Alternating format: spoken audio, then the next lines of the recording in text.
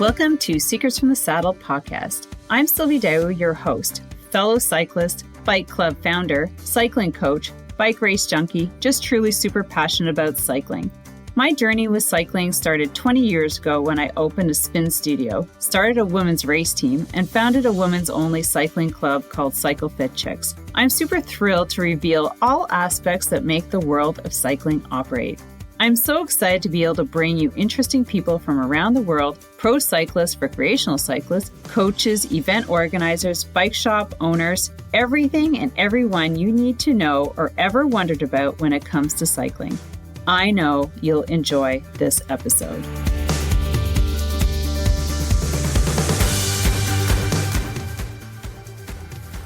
All right, welcome back to another episode of Secrets from the Saddle, All Things Cycling podcast with your host, Sylvie Dow. And this is like, you're going to love this episode, everybody, because I've been working really hard to get Kristi Mohn on the podcast talking about Unbound Gravel.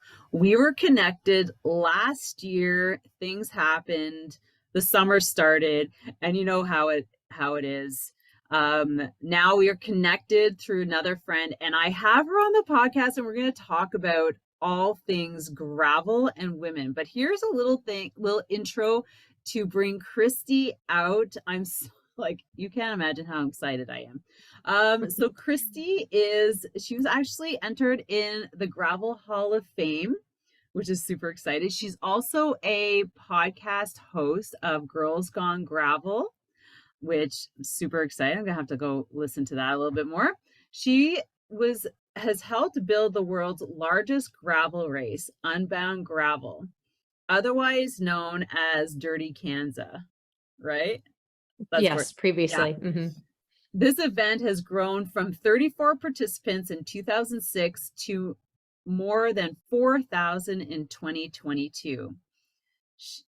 She's helped revive the local economy and has established Emporia, Kansas as a top gravel cycling destination. She is also one of the main, obviously, women who has encouraged more women to get into gravel racing and to join the event. Welcome, Kristi, to the podcast. I am over the moon that you are here. Thank you. That's very generous and very kind. Well, it's not every day that you get to talk to a woman like yourself who has done so much for women in cycling. Like, I've been around a long time. I guess I've done some stuff here. I've been in cycling. Well, okay. You've done some give ourselves stuff, credit, right? Right. Exactly. So I've had a women's cycling club for 15 years. It's our 15th year anniversary. So exciting. We've had 150 members last year, and a lot of the ladies are getting into gravel. So as the same as me. So that's why, like, just talking to more, inspirational women like yourself is just really, really cool, because as you know, very male or dominant. Yes. You ever sit there at the table? Yeah, maybe there's one more woman. Yeah, there she is. Yeah. Let's sit beside each other and like. So they wonder why we go to the bathroom together. I know, eh? It's like, oh my God. Yeah, sorry.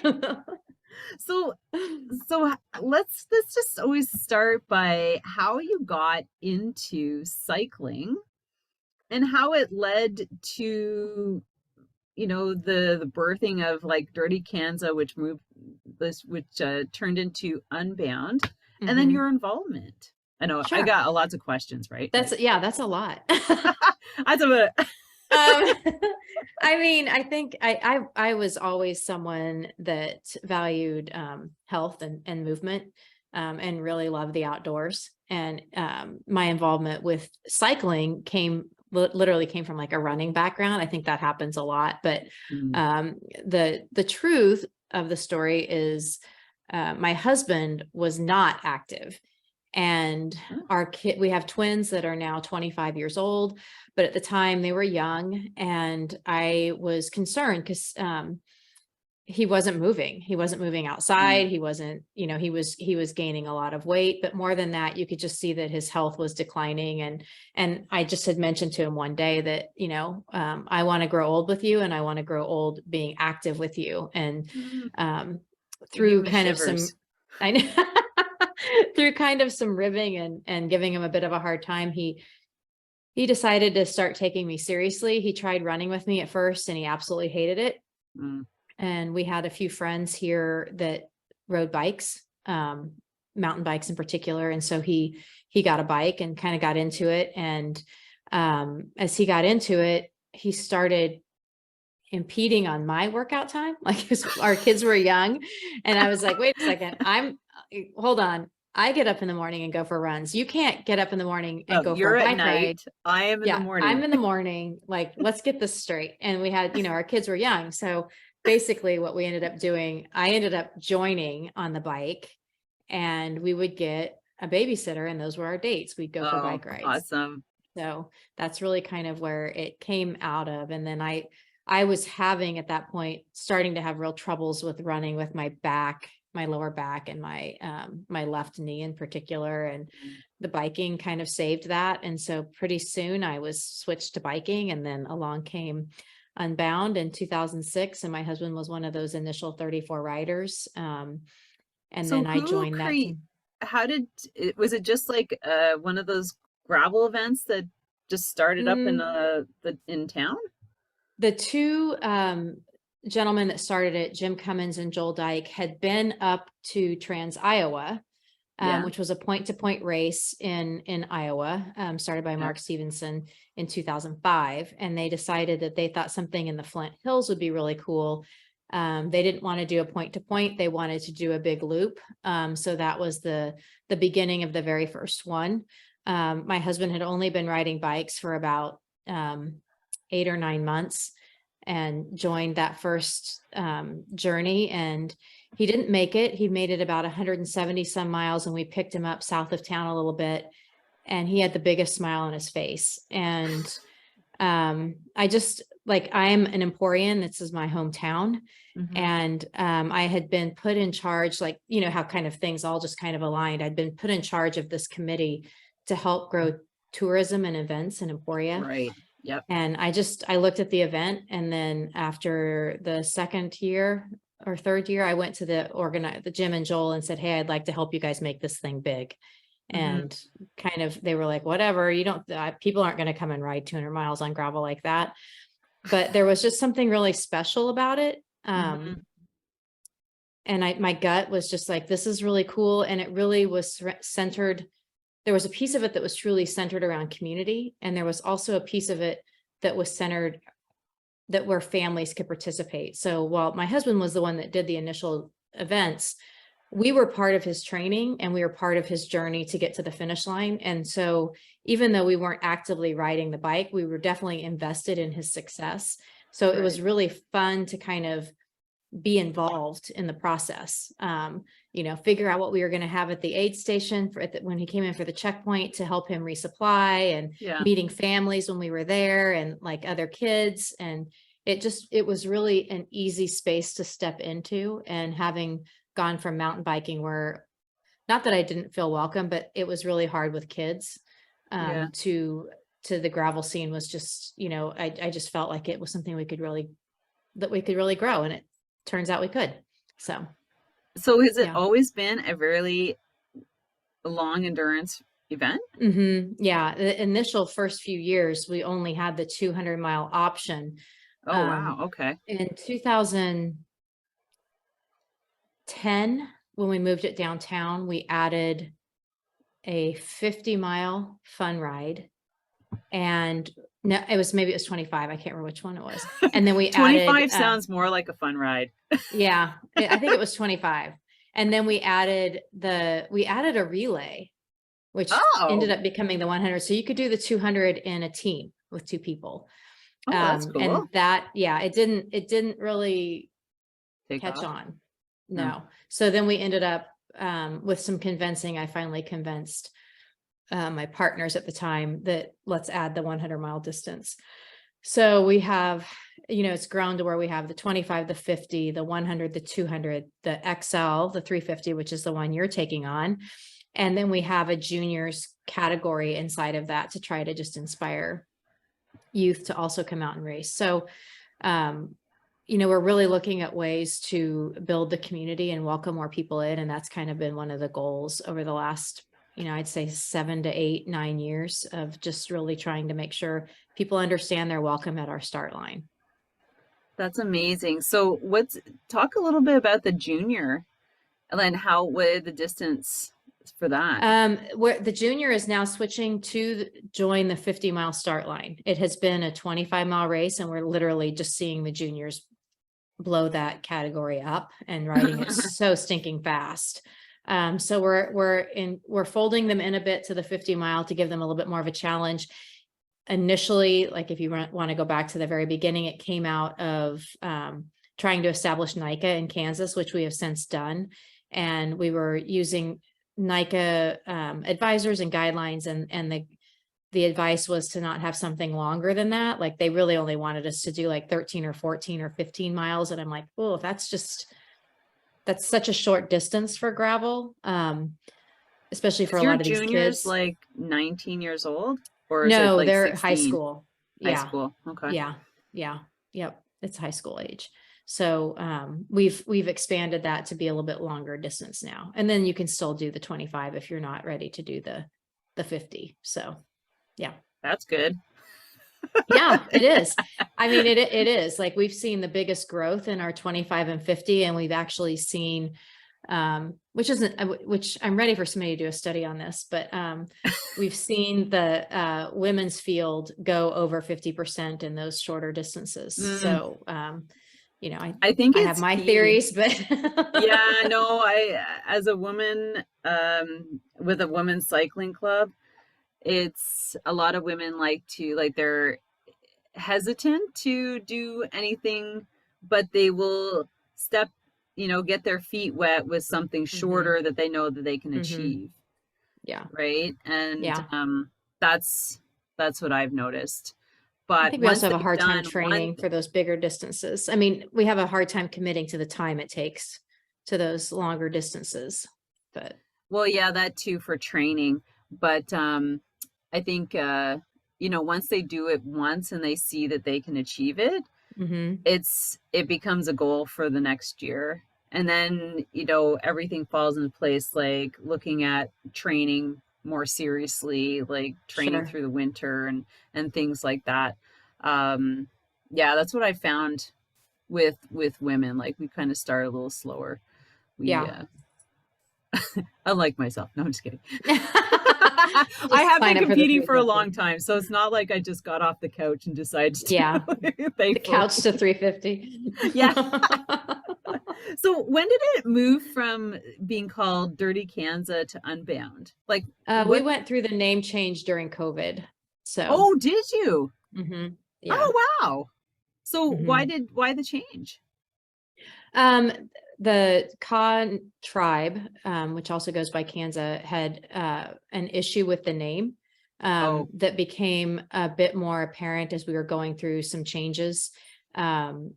And that just was kind of an impetus of the fact that they at one point were okay with the name use, and then became to where they decided that they just wanted us to step away from it. And so in that effort, and through a lot of other things that just really were going on, we just decided that it was time to just move away from that name and into Unbound. So how did you find out? How'd you pick Unbound? It was a big process. I know, finding names. I mean, it was hard. For events is hard. Well, and it was, I think we were under quite a bit of scrutiny, and in the big picture, like we looked at something just like Flint Hills Gravel, and it just felt like that was a bit of a layup. And it also didn't really, the Flint Hills are only one part of the event. I mean, it's a huge part. The area that we ride through is absolutely gorgeous.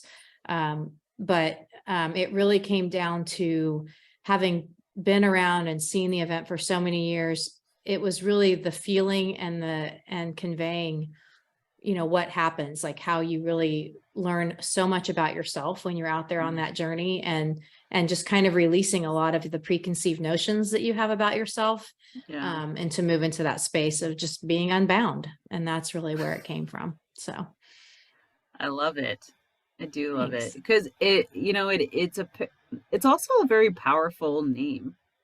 Like I think so. Unbound. It's like two syllables, and Mm-hmm. and so it exudes like I don't know. It's just like, Well, hopefully it exudes the event. well, it does. I mean, like it's like, look at you It's guys. It looks like a pretty big, I mean, it's not pretty, it looks like a pretty big thing. It is a big thing. Like it is a big thing. 4,000 people. Now, let's talk about the decision to do the lottery, Mm-hmm. and the thought process behind that. Sure. Like, let's just talk about the XL It's one. pretty simple. Well, so like, I'm thinking like whoever gets in on the lottery gets in. Like, no. is there like a screening phase? Well, You're like, all women get in, that's okay. the women get in. I mean, they do. And I mean, we came to it because we literally several years ago absolutely crashed Bike Ridge. Yeah. And it was a nightmare. And so we went to the lottery, and there is a preferred selection process before we do the random drawing. Really? People that are going for their grail, like that's going for 5 unbounds. What? Oh my gosh, you got more stuff okay, what's this grail thing? That's the 1,000-mile club. And what? Yeah. Once you've done this 5 is like unbounds, yeah, then you get the grail. So like there's favored selection, like women get in. I mean, that's not 100, like it's not for sure fail safe 100%, but yes, like we give preference to women. We work with several different groups that have guaranteed entries for different things that they may be doing, different awareness pieces, like working to make that start line more inclusive. And I'm a huge believer in, if you can see it, you can be it. And so really trying to make sure that we're working with groups that are doing really amazing things to have representation, and working hard in their communities, giving them access to make sure that they get through that lottery process is key. But there's still a huge amount of spaces that are just, random lottery. Here we go. Like, let's see what it looks like in the end. So, yeah. Well, I figured like when I was mentioning, I was sharing with you how I got in, because I was just so excited when I saw the entry start up. I'm like, yeah, I'm going to get it, because, a lottery is a lottery. I could say, well, since I'm a woman, I'm probably going to get in, but you never know. So I better get my name in and go from there. So, yeah. But I see you doing that for each level, right? So that you get the people in, you get everybody sorted there, move on to the next entry. So how many people in XL on the start line? I think I don't know for sure. Honestly, I'm sorry. 500? I should. No. The XL is a much smaller start line. It's like, oh, really? 150. I don't. What, 150? I'm sorry, I don't know. Yeah, it's smaller. Yeah. It's not as big as, the 200-mile is our largest distance, or our largest group. And then the 150 and 25 kind of follow suit. We end up between all of the distances, we have 4,000 cyclists on the start line. So that's not just in one distance. And I may be wrong on that XL size. I don't remember what we did this year for sure. Obviously I'm not in charge of that. So I don't know the numbers. Well, I could go and count all the names. You could go count all the names, but there's not 1,000. No. We limit that. Like it's a big group. There's always a bit of critique that, you know, like we know where you are and we're keeping track of you. And although it is definitely your own journey, we have safety measures built in. So, you know, there is a safety net that's under there. That's for right. all I've got to of the get my riders. tracker. So you got to get your tracker. And You- so really it's just a matter of like, we have to, the size is all predicated by what we feel the town of Emporia can handle and the checkpoint towns. And this is really kind of, we haven't grown over the last couple of years and we don't feel like we probably will. This is kind of where we're settling in and it feels about right. So, well, that's where the lottery comes in, right? yes. And it gets everybody excited about it and registers straight away, so that you have your numbers and you can work with that. I mean, that makes total sense, right? So you have, all right, so there's like 150 of us. That's crazy. I'm just like, I'm going to see if I can get that exact number for you. But anyway, keep going. I'm sure it's not like, you know, like you said, it's probably around, you know, something 200-ish, maybe 150. Because you can't, like, how many people are actually crazy enough to do that, first of all? More than you'd expect. Yeah. I'm already starting to look for gear, Kristi. It's like, I'm like, there's the best part.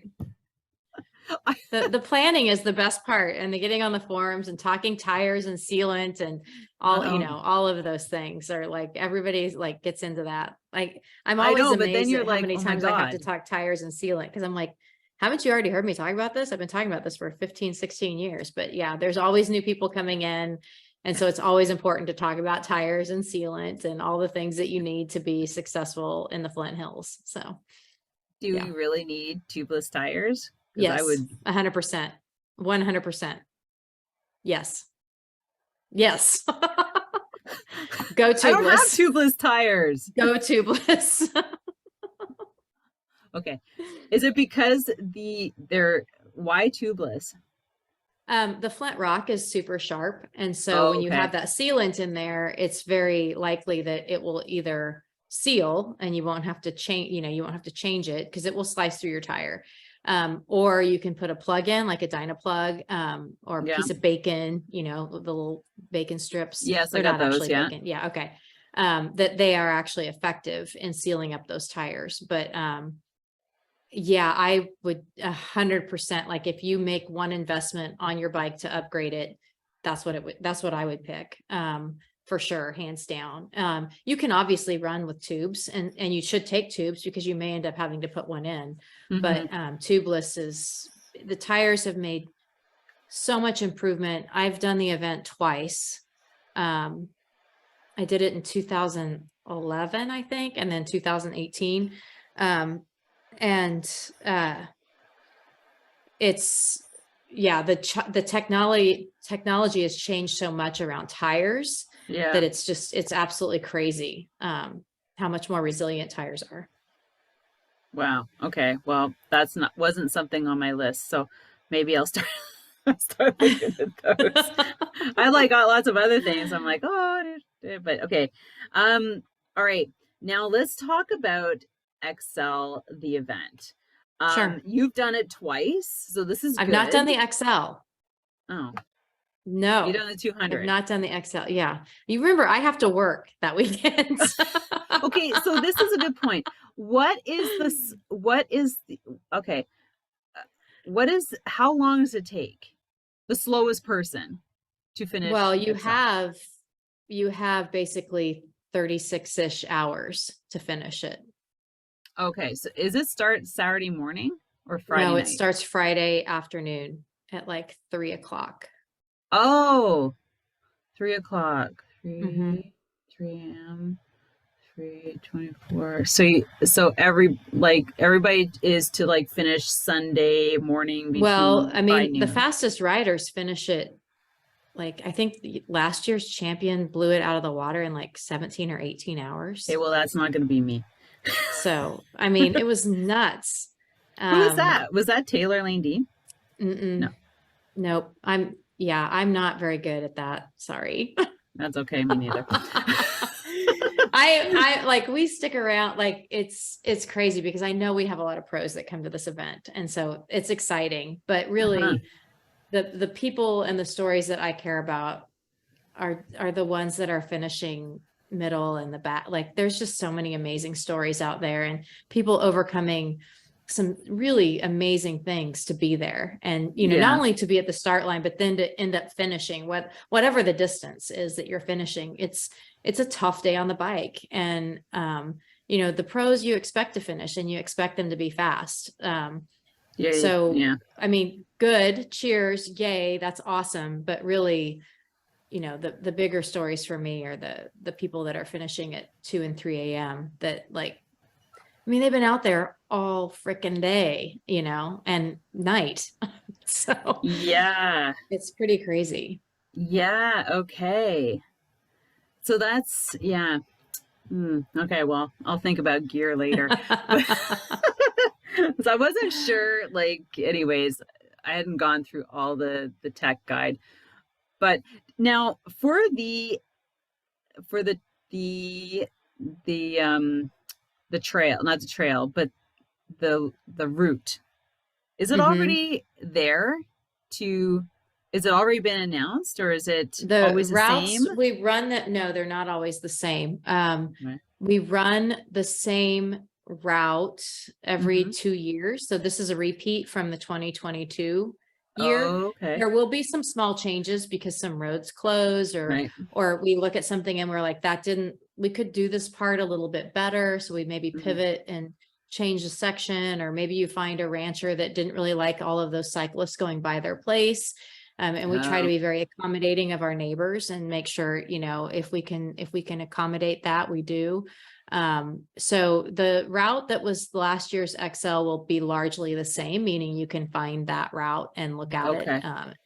okay. Same with each of the distances other than the juniors course is now going to the 50. So Okay. yeah.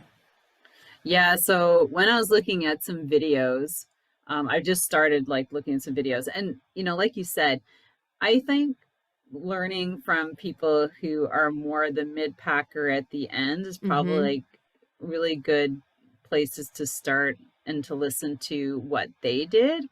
Sure. Um, because I just think, their preparation is probably more of what I would do Mm-hmm. as a conservative, just somebody wanting to finish it. Now, what if I don't finish in 36 hours?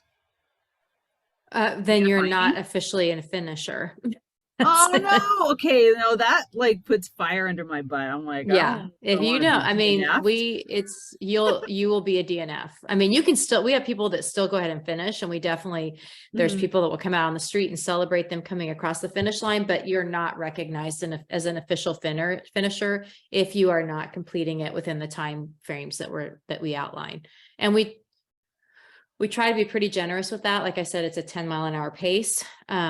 And we've had people ask, and I'm like, if you can't ride 350 miles in 10 hours, probably not the right distance for you. Look at something else. Not to be, it's like, it is a race. It's not Mhm. just a ride. Right. So there is the idea that this is the time you have to get this done. And that's what it is. So. Right. So what's the slowest time? Do you know? Well, we have people that finish. Like right on We the have nose? people. Yeah. Oh yeah.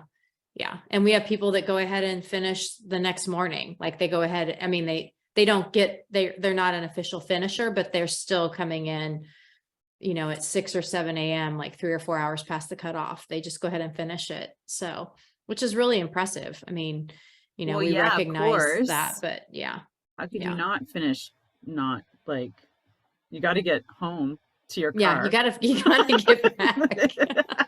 Like I got to get Gotta back pedal there. there. Yeah. Yeah. Well, I like the fact that you have the tracker. I mean, hmm because I don't know how often you would look at that like, oh, she's way off course. I'm gonna or like so the stressful thing is having everybody watch you on your tracker. Because we've had ones like that on our races because I used to adventure race like Yes. long time ago, And the last race I did was in Utah, a 10-day race in around Moab. Oh, nice. Yeah, it was very hot. It was in July. Oof. It- I have Ugh. never felt heat like that in my It life. just sits on you when it's that Oh yeah, hot. you just sit there. Yep. So I'm just praying to God that like something like that's not going to be happening because Ooh. yeah. But and so after that, I'm like, I'm kind of retiring from this long endurance stuff. I'm good now. Oops. Yeah. So tell us a little bit more about the whole environment around Unbound XL because it looks pretty exciting with all the tents. I mean, I've only seen like, the promo videos and things like that. Sure. Well, I mean, the XL, the one cool thing about the XL is it takes off, like I said, on Friday, and that takes Yeah. off from our expo. So there's a ton of people to watch you leave. There's tons of people to watch each of the events leave, each distance leave. So the XL is definitely the first one, and it kicks us off on Friday afternoon. There's just a ton of excitement around it, and everybody's like watching to watch all these crazy people take off to go ride 350 miles. It's like, it's really it's very moving. Just I think in a time in our world where it's just so divisive, Mm-hmm. that weekend that's kind of set aside Yeah. for the most part. We're all there to watch other human beings tackle something amazing, and try to do something that they're pushing their bodies outside their comfort zones, and putting on their big girl chamois and seeing what they can do. And it Yeah. just is a moment for humanity, in my mind, where we all like come together, even when we maybe don't do that So every other often. day. So Yeah. yeah, it's pretty hard to leave Unbound and not have a little bit of restored faith. The COVID year, it was so interesting because Emporia, relies heavily on that weekend for a lot of our retailers to get them through the summer. We're doing another economic impact study this year, but the last one was in 2019, and it was $5.5 $6 million of impact for that 3 days for this little town. And Wow. we're twice the size of that now from 2019 between the expo and the start line. So you can imagine like having a year where we didn't have that. Mm-hmm. So there was that economic impact of it. But the other thing, that as much as the event is so taxing, and it's a very demanding weekend on all of us putting on the event, Mm-hmm.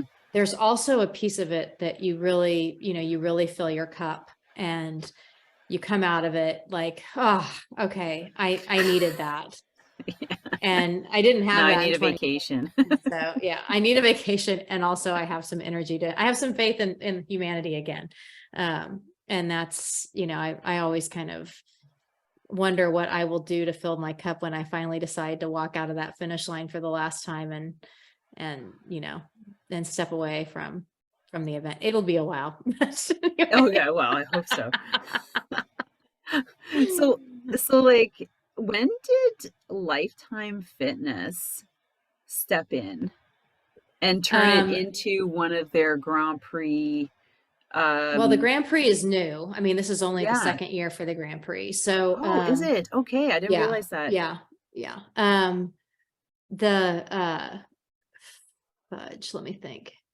After the 2018 event, we had been talking. There had been a couple different companies that had come and talked to us, Really? and we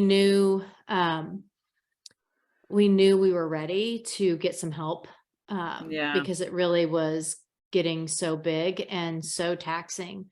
And had talked with the city, had talked with some individual people, had talked with a couple companies, Lifetime being one of them, and then ultimately decided that Lifetime had the infrastructure to help us pull it off. And we sold to them in the fall of 2018. So 2019 was their first year with Okay. us. And then My role with the company has really been in more like business development and a lot of our diversity, equity, and inclusion initiatives. And, you know, centered off of kind of what I did with women in cycling, and then growing that to really making the start line just more expansive.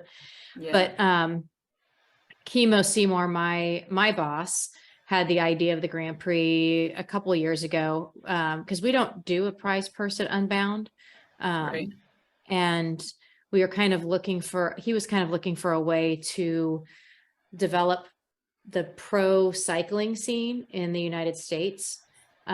Just for gravel? Well, yeah. I mean, we felt like gravel was where the opportunity was in the United Right. States in the off-road scene. So, because there's just not a lot of road races, but yet Lifetime had some really amazing off-road races with Leadville, Unbound, Crusher and the Tusher, Big Sugar. I was part of the team that started Big Sugar, which is in Bentonville, Arkansas. That was myself and Leland Danes and Gabby and Thomas Adams, getting that thing off the ground a while back, and Amy Ross from Bentonville. But Chemo just kind of thought, well, maybe we could put together this prize purse and try to grow cycling fandom in the United States. Right. And that's kind of been the impetus of the Grand Prix. So this will be year 2 for the Grand Prix. It's been 50-50. I think that's one of the unique things about gravel, is growing up as it has. The equity part has always been fairly important and very much front of mind. That's why you see a lot of gravel races having 30 to 35% women at the start lines, which is a pretty high number. And when you're talking about, I mean, it's not high enough, but it's better than 10 or 9 or, you know. But the Grand Prix really came out of the gate with 50-50. So it was the same number of women, the same number of men, equal prize purse, really working to help elevate the women in the space, so that then you could start seeing sponsorships becoming more 50-50, because that's, you know, that comes down to the industry needs to be also stepping up and sponsoring their women athletes for the same amount they're sponsoring the male athletes. And we haven't quite seen that yet, but hopefully with some of this growing their fan base and, you know, growing their sphere, these women cyclist sphere, then they can start asking for similar salaries. So, right. So when you're talking about the Grand Prix, now is it something totally different? Like, so Lifetime decided to start purchasing these already made events and then creating the Grand Prix with the purse, or like with the point system? Not really. The Grand Prix came after the Big Sugar and the Rad, both Lifetime events, are Greenfield Lifetime events. We started those as Lifetime. Those were not already in existence. I was working for Lifetime when I was down working on Big Sugar. Okay, so you created that under the Lifetime brand. Yes. Yep. And same with the Rad, which is in Trinidad, Colorado. Leadville was a purchased event by Lifetime, and so was Unbound, and so was Crusher. Schwamigan was also purchased by Lifetime a long time ago. So 5 of the 6 initially, and then this year we added the wild card of Trinidad. So that makes there's 7 events this year. But this is my husband.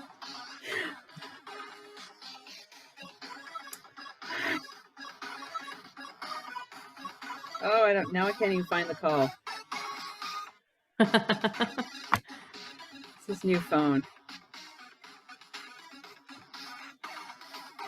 Okay.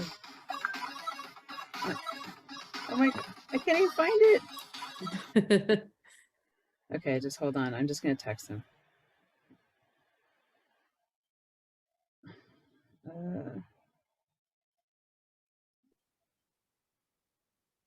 I'm so sorry about this, but I was just so flustered. I couldn't like get I'll text you later or text me. Okay. I think it's okay. Sorry. That's okay. I don't know if you can pick up where you left off. Oh, we You were talking were, about the Grand Prix. So yeah, so the yeah, brand. So you created some events under the Lifetime brand, and that's how it yes, yeah, started. yeah. So and the Grand Prix has been a Lifetime idea from out of the gate, and they just used events that they owned to work inside of that. So that's where we ended up with Sea Otter, I guess is the other one, because a Lifetime purchased Hmm. Sea Otter back in 2021, Yeah, 2020, 2021, somewhere they in there. purchased it. So so Okay. Sea Otter is a Lifetime event now. And then we go to Unbound, then Crusher, then Leadville, Schwamigan, Big Sugar, and then Trinidad's thrown in there too. Trinidad's at the end of September now. So Yeah. yeah. And then they added the Grand Prix with the point system. And Right. that's And where you that's have the that's just top for 10. 35. Yeah, it's 35 women, 35 men. And the top 10, the Oh, prize purse is 10 people deep. okay. So Oh, so that's not just for everybody. So that's why we're seeing mhm. women and men being invited to be competitors to attend. Well, it was an application process. Right. So they applied to be part of the Grand Prix, and then we went through a selection process to select the 35 men and 35 women. Oh, wow. Okay. Got it. Wow. That is Probably pretty cool. seems confusing. On the inside, it's like, oh, it all makes sense. But Yeah, I know. like, So it's just like, what's this Grand Prix? And then, or Lifetime Fitness. And then they're like, oh, they bought this race and they bought that mhm. race. And then they're like this Grand Prix and more people are talking about it. And Unbound's part. And I'm like, well, that's why I'm like, What? that's why we need to Yeah. talk, Kristi. We need to get Yeah. all, Yeah. Yeah. There all that on it's the, a race. It's a race within each race. yeah. So the Grand Prix athletes start with the rest of with the rest of the elites at each event. It's not separate, it's all part of the mix. So your winner for Unbound Grand Prix last year was Keegan Swinson, but he did not win the overall for the men. Right. Right. Right. The Okay. women's winner was both the same. So you can have that, or you could have it kind of get mixed in with the rest of it. So it can be, Yeah, yeah. I see. Okay. So they're just in the mix, but they're running their own race, basically. Hmm. Right. Okay. Well, I Hmm. don't have to worry about them anyways. Yeah, you don't have to worry about them. Yeah. They don't do the 350. Well, Yeah. one does. Taylor Ladine uses Unbound XL as his buy because they get to take one race off. Oh, So he doesn't do the 200. He does the 350. yes, I think, yeah. Yeah. So I think did he not win it? He did not Or win it last top year. 30, something like, I think he might have been third, but I can't. I'm again, sorry. uh, well, Like, I look at our interviewed results him. page. I should know this. But I interviewed him oh, maybe I interviewed him like last year about this time. Or maybe it was last fall. Anyways, it like I've had this podcast for 3 years, so it's just like, Mhm. when did I interview them? Was it last year? Was it 2 years ago? Was it, I don't know. But yeah, he's a really nice guy. And I remember that was part of it. And I've also watched his video on his preparation. So I was like, Yeah. Taylor's doing this, I Taylor think. is running tubeless. Yeah, okay, I'm gonna do tubeless. I'm just like, well, now that I know how to manage and take care of tubeless flats because I have those bacon strips, Yeah. and I know how to use those. And also tubeless can also be tube ready. So Hmm. I'm good with that, but Yeah. I will get myself some tubeless Okay. and Thank rims. you. Oh, the rims, not the People tires. out there. Oh God. Oh, it's just like keep adding it up. I know. I know. I'm like cha-ching, cha-ching. Yeah. Thank God I They got can be 6 months expensive of like buying to get something like a ready. big ticket Yeah. item every month. There you go. So what else can you share with us about Excel? I know you didn't do it, but so like I don't know. Can you give me Well, any I think, I insight? I'm mean, sure you've really, heard. you got to have your nutrition and your hydration dialed. That's Yeah, probably not a secret to anybody. no. I think, big things that I see people make mistakes, Oh, that's a good one. going out a little hot. Like, Yeah, plan on not doing that. it's a long time out there. Yeah, There's definitely a lot of energy and excitement at the start, so you can see why it's so easy for that to happen. yeah. But and I think, it's at the same time kind of enjoy that and use that adrenaline to your advantage. But then as it starts wearing off, let it wear off and just realize you're out there Okay, for we're out of the town. long Now I can haul. like, Now I can take a deep breath and enjoy this a little bit more. Um, I think having those key things that keep you motivated. For mine, for example, and I know this isn't for the 350, but because I did this for the 200, I do it for my long rides, and I would use it for the 350. Is there's things that I will only allow myself to have at a gas station. right, right. So, I mean, that Yeah, sounds hokey, but then you're like, oh my God, I get to have this because I'm going to be at a gas station, so it's like this moment of excitement and kind of motivation to get there. And then I do the same thing with, like, I don't know, it sounds weird, but like audiobooks that I might be listening to, I'll only let myself listen to them at certain moments, just as just kind of a motivator, like to help me keep myself entertained and my mind off maybe the pain that I'm in. I think chamois butter, make sure you yeah. use that. Like, Have lots of that. yeah, use that. And I think so much of it's taking care of yourself, and then if the opportunity arises to ride along with somebody that you're riding the same pace, do it. Yeah. Just don't be proud. Be humble, like all Hmm. those little, I honestly, think, things that make you successful in life, right? Like, practice all those. yeah, yeah, and especially knowing the amount of people that are in it. If you do meet Mhm. somebody that's at your list, It's it's not riding like your you're going to be pace. meeting a Heck whole lot of yeah. people. Yeah. Yep. Exactly. So, and then I also just, it really, the Flint Hills are stunning, Yeah. and it's very unexpected how beautiful it Hmm. is out there. And I always tell people to make sure you look up. I mean, look up, Oh, look and look around, behind. but Like yeah, take a make look sure you're back. seeing it because it's just gorgeous. And when you do that, you'll definitely find yourself smiling. And what better way? I mean, that's why we're all out there doing it, right? To be on your bike and just smiling and enjoying it all. So, That's one thing that Damien said. He goes, if you want to have more of an adventure and stop and mhm. take photos, do the longer one. And the more I think about it, and because the 200 is probably more of a race effort, even though it's like 350 kilometers.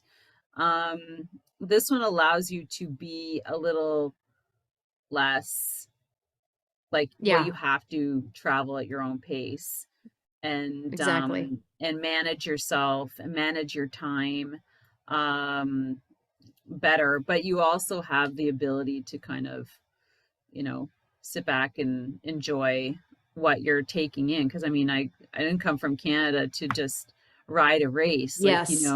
I'm You driving can ride down a there race too. anywhere. Yeah, I So, know. you should be, you're going to get to see a lot of the best that Kansas has to offer, Yeah. especially on that 350 course. So just, enjoy it. Make Is it sure. marked? No way. No, No, that's what I thought. no, we will mark some key intersections, but the truth is the farm kids like to go around and And take them. Yeah. take the signs or flip them so people go the wrong way. And it's just like, this is crazy. Like it gets to be too much. I've had So that happen my race last year. One of the yeah. key intersections, and I was like, make sure you download. And I had so many signs there and they were all gone. And so we can't see people come around the backside. I'm like, where did you come? I'm like, there was no Yeah. sign there. I'm like, oh my God, I put it last night, right? Yeah. Like, Yep.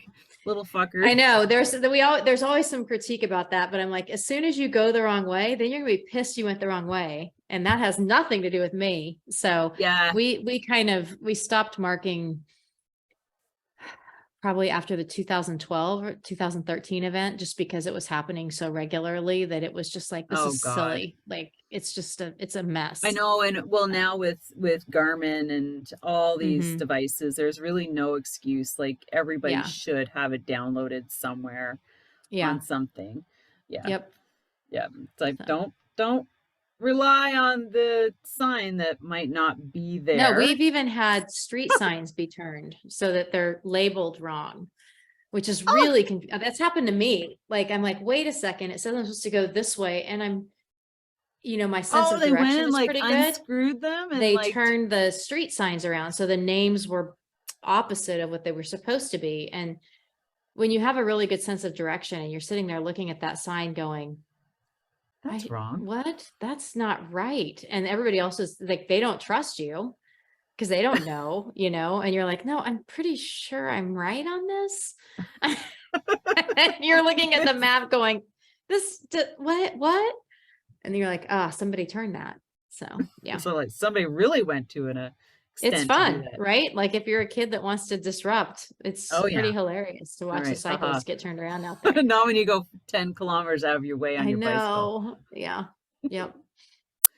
Well, this has been amazing talk. I can't think of any other questions at the moment. I mean, aside from, what we talked about, and just meeting you and having you on the podcast has been great. Well, thank you. And I look forward to meeting you, like in person, in real life, right? Yeah. Making it a whole 2-week trip for me. Like I'm going to be driving down from Montreal. It's like a 24-hour drive. And driving back to Toronto for a cycling event the next weekend. I'm like, what? Oh my God, they're back to back. Fuck. Well, if anything, we should have you on the podcast when you're here, because Catherine comes down. Oh my God, yes. A Girls Gone Gravel podcast from the expo. So if anything, we'll have you join us for that, because that'd be really fun. Sign me up. I'm scheduled to be there by Wednesday. Okay. I'm going to leave on Monday and take my time. So my body doesn't seize up in my car. Yeah, right.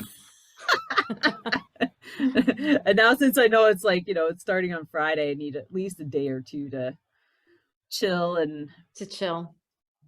get some groceries. Awesome. All right. Well, thank you so much. Thank you. And I hope you as a listener have enjoyed this episode. All places where you can find Kristi is in the show notes. And don't forget to go and follow Girls Gone Gravel as well. Yeah, please. If you haven't already done so. Not to mention finding her. I have I have Feisty Media stuff. Is that right? For you? I'll send you my updated stuff for both, so you have it all. Perfect. For the show notes. Everybody, all Kristi's updated socials will be in the show notes. And if you haven't started following Unbound Gravel, you should. And make sure to follow me on YouTube, because I will be documenting my preparation over the next 6 months. I know it's probably not going to be exciting right now until we get down to the wire, but preparation starts now. Heck yeah. This is not something you want to be like, oh, it's next week. I need to get those tires. Yeah. That will be me. No, it won't be me. I'll have to go phone my bike shop guy and start looking around for some now. So with that, thanks a lot, Kristi. Thanks everyone, and have yourself an amazing day. And don't forget to follow the podcast, obviously. Take care, everyone. I don't know how to turn this off. Anyways. Thank you. Whew. Oh, this is awesome. Yeah, I would love to put my name in, because I'm trying to get myself on more podcasts, cycling related. Sure. I'm on other podcasts, like for single moms and things like that. I'm not a single mom anymore, but I was. I will tell Catherine to get you on the queue. So Yeah, awesome. Well, that'd be cool. This great. was fun to catch up. Thank you. Yeah, well, I'm really glad this happened, and I do look forward to meeting you in the flesh. And no, can I camp around there, or is it better to get a hotel room? There Or is, go on to the website, the lodging at the fairgrounds. You can do camping there. So, okay, but I would, if it's available, I'd get signed up for it sooner than later. But yeah, okay, and if you get stuck, let me know. We'll figure something out. So, okay. Because I'm like, should I camp? Should I camp, or should I find lodging? uh, Maybe I should get well, I a mean, place Sunday night. It's the like, Sunday night place would be the best place, and you'd probably be able to find that because like everything's booked right now. It's crazy right now because the lottery gets announced this week, and so it'll go crazy. But things will loosen up as it gets closer to the event. So people always freak out, and I always get all kinds of messages, and I'm like, stay on Airbnb, get your name in at the hotels. You know, if you can camp, there's options there. You know, so there's options, and there's also, not that you'd want to do this, but like there's several towns that are like 40 minutes away. oh, So I don't want to be away. I know, but that, like, worst case scenario, get one of those and then dump it if you get something local. So Right. So yeah. are all those contact information on the website, like for Yes. accommodations? Yeah. And then you can look at, on Facebook, there's Emporia short-term housing options, I think is the name of the page or the group. Oh, is this for Um, Unbound itself? like it's just people that are willing to like either let somebody stay in a room or Oh, do in their things like that. house. So, and some people are super greedy and other people are really generous. So Oh, you just have to be patient. It's kind of crazy. And then if you have any friends that are coming or sponsors that you know, reach out. Like a lot of times you like people have an extra room, or you know, Peggy might have some ideas like of people that she's got coming for some reason. is she going to do So it? I don't know if she's doing it yet or not. So No, I she mean, I'll kind have to of. get her in. So, but it's a little trickier than it used to be. Like because I don't own the event anymore. Like No, I I know. don't It's get like, yeah. yeah, I can get you.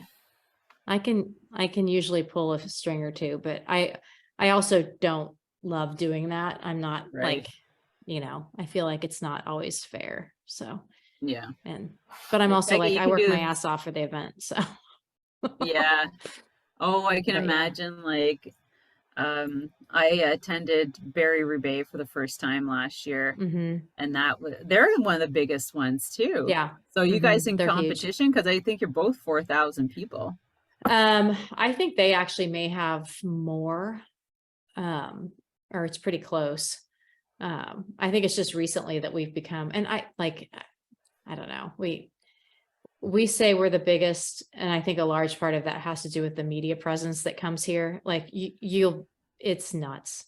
Yeah, It's it nuts. looks like that, like your setup is definitely different from their setup.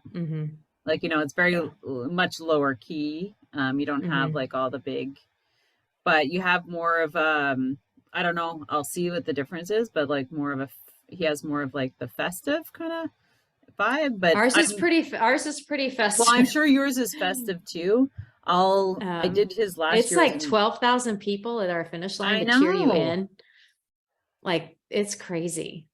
It's really Yeah. fun, but it's just a bit, it's to the point anymore where it shocks the shit out of me. I'm like, wow, like Feel this is my like I hometown. can't wait till everybody's gone. Yeah, there's a lot of people. So Yeah, from a lot of yeah. places And too. my trick is when you see me on event weekend, I run everywhere. I developed that tactic a couple of years ago, probably about 6 or 7 years ago, because when I walk, too many people stop me to talk. Oh, So you start running and they think I'm in a hurry to get somewhere. So they just like wave and they don't try to interrupt me. So I'm like I'm not really running because I really need to get somewhere that quickly. I'm just running so that people don't keep stopping me. This is true. It's pretty funny. Oh yeah, well, I'll get it next time. Yeah. So there she goes. Oh, there she goes again. Oh, there she goes again.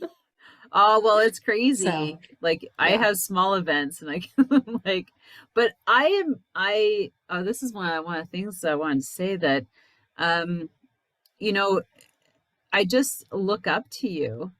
Oh, thank you. As a female event organizer, because I would love to have an event, like a large festival type event like that. Yours is like big. Mm-hmm. But still like a large gravel event here in Wakefield. It's like a small town.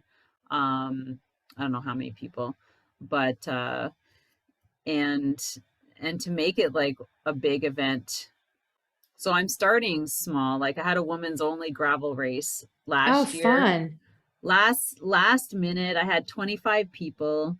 And so I'm trying to add a little bit more to it, and a longer distance. Maybe hoping a couple more sponsors. And fun. To grow it into like a larger festival event.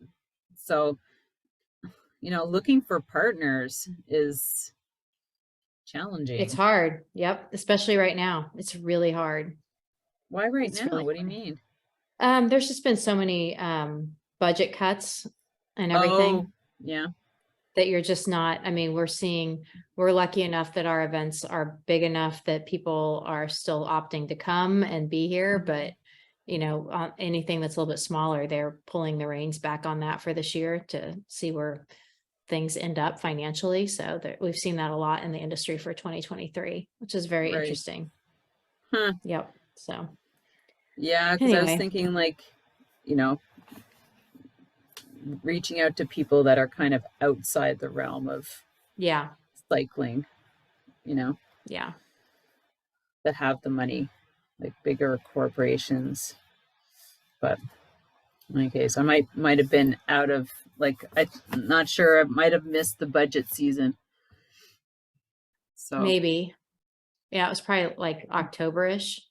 Yeah. It doesn't ever hurt because you never know if something came. Well, there's always the end loose. Because usually fiscal is like March, and then some people might be looking to spend money somewhere. I know, right? All right. Well, thank you again. I'll let you go. You're welcome. Thanks. And I will look at those accommodations probably this week, and see about the camping and the Monday night accommodations. Sure, that should be easy even for a hotel. For a nice good bed to sleep in. Sounds good. Before I drive home. Thank you. All right. Okay. Take care. Bye. Thank you so much for spending this time with me on the Secrets from the Saddle podcast, learning more about sighting people, places, and things that make cycling such an exciting sport. I am so glad you stopped by today. Please leave me a review if you feel so moved to do so. I would love to hear your feedback. And if you could take 1 second to share this episode with someone you think would enjoy it, I would be forever grateful. Also, if you could please leave me a review if you feel so moved by going to iTunes and leaving me an honest thought and an honest comment, telling me what you think, and most importantly, tell me what you'd like to hear more of. It would really help me to bring more great, inspiring cycling stories to you. Until then, have an amazing day. Make sure you ride your bike. And don't forget to visit my YouTube channel if you'd like to see the full version of this podcast live.